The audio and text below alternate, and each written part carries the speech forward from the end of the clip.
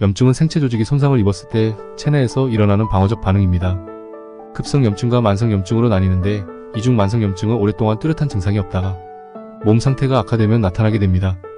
만성 염증은 고혈압, 심혈관병, 알츠하이머병 등 여러가지 질병의 발생 위험을 높이는데요. 오늘은 미국 건강의료 매체 웹MD 등의 자료를 토대로 만성 염증의 대표적인 증상을 알아보겠습니다. 1. 기억력, 사고력 저하. 신체에 염증 징후가 나타나면 기억력과 사고력에 영향을 받을 가능성이 있습니다. 연관성에 대해서는 계속해서 연구가 진행되고 있는데요. 한 연구에 따르면 염증은 알츠하이머병과 치매를 유발하는 기타 질병의 원인일 수 있습니다. 특히 노인의 경우 더욱 그러한데요. 이를 막으려면 건강한 식습관이 도움이 됩니다. 2. 근력이 뚝. 가끔 면역체계가 실수로 자신의 근육을 공격하거나 염증을 일으키는데요. 이는 근섬유를 분해하고 근육을 약하게 만들기 시작합니다. 보통 천천히 발생하며 몸통과 어깨, 엉덩이의 증상이 가장 자주 나타납니다. 어떤 경우 걷기, 목욕하기, 삼키기와 같이 간단한 일들을 하는 것이 어려워지기도 하는 특성을 보입니다. 3. 늘상 피곤해. 만성 피로는 장기적인 염증의 전형적인 징후 중 하나인데요. 섬유근육통, 다발성 경화증, 루푸스, 류마티스관 저염 같은 염증성 질병의 흔한 증상입니다.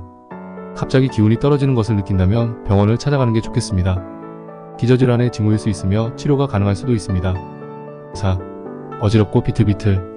만성염 증성 질환에 걸리면 신체가 과잉 반응하거나 어떤 경우 스스로를 공격하기도 합니다. 예를 들어 다발성 경화증은 신체의 면역체계가 신경막을 공격해 신경신호가 통과하기 어렵게 만듭니다. 특히 걸을 때 어지럽거나 균형을 잃을 수 있습니다. 5. 설사 나고 메스껍고. 염증 성장 질환은 궤양성 대장염과 크론병 두 가지가 대표적입니다. 두 경우 모두 면역체계가 과잉 반응해 결장과 소장의 염증을 일으키는데요. 쉽게 나타나는 증상 중 하나가 설사입니다. 그 외에 메스꺼움, 관절통, 열, 피부 발진 등이 나타날 수 있습니다. 6. 눈이 아파. 염증의 흔한 증상인데요. 쇼그렌 증후군은 침샘과 눈물샘에 영향을 미칩니다. 눈이 까칠까칠하고 자결감이 느껴지거나 침샘이 붓고 코와 목이 마르는 느낌이 들 수 있습니다. 병원을 찾아 증상을 완화하고 시려 손실이나 치아 문제와 같은 심각한 합병증을 예방하는 약을 처방받을 수 있습니다. 7. 허리가 지끈지끈. 강직성 척추염은 만성 염증이 척추를 공격하는 경우에 생깁니다. 가끔 엉덩이나 목, 무릎, 가슴 등을 공격하기도 하는데요. 특히 아침에 허리에 통증과 뻣뻣함을 느낄 수 있고 심각한 경우 움직이지 못할 수도 있습니다. 증상이 나타나면 병원을 찾아야 하는데요. 초기에 치료를 받으면 상태를 관리하는 데 도움이 될 수 있습니다. 8. 인슐린 저항성 휘수. 인슐린은 혈액 속당 수치 조절을 돕습니다. 염증은 인슐린이 얼마나 잘 작용하는지에 영향을 미칠 수 있는데요. 그 원인은 아직 명확하지 않습니다.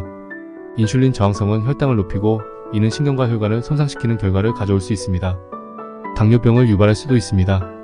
발이 저리거나 평소보다 갈증이 나고 피곤을 느낄 수 있고 혹은 증상이 없을 수도 있습니다. 이 경우 병원을 찾아 검사를 받아야 합니다. 9. 동맥이 딱딱해져.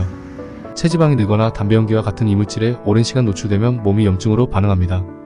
이로 인해 동맥 안쪽 벽에 지방 플라크가 쌓이는 동맥경화증에 걸릴 수 있습니다. 동맥경화증은 심장마비와 뇌졸중의 주요 원인입니다. 동맥경화 여부는 진료를 통해서만 알 수 있습니다. 10. 혈액응고 발생. 외상, 수술, 항인지질 증후군이나 염증 성장 질환과 같은 질환으로 인해 생긴 염증은 혈액이 과도하게 응고되는 과응고 상태를 유발할 수 있습니다. 이는 붓기를 유발하거나 뇌졸중, 심장마비, 폐색전증 등 더욱 심각한 문제를 일으킬 수 있습니다.